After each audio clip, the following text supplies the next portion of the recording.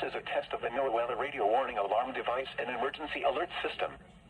During potentially dangerous weather situations and civil emergencies, specially equipped receivers are automatically activated to warn of the impending danger.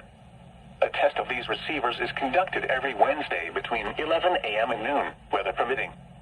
In the event of the test being canceled, it will then be rescheduled for the next day between 11 a.m. and noon.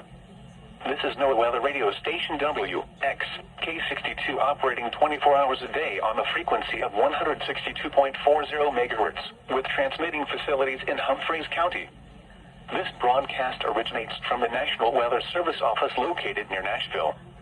This service is provided in part by the Metropolitan Nashville Office of Emergency Management.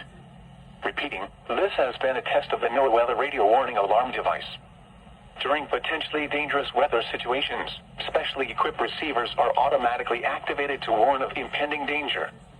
The alarm will be activated for severe weather watches and warnings, or civil emergencies, affecting the Middle Tennessee counties of Dixon, Hickman, Houston, Humphreys, Perry, and Stewart, along with Benton County in West Tennessee.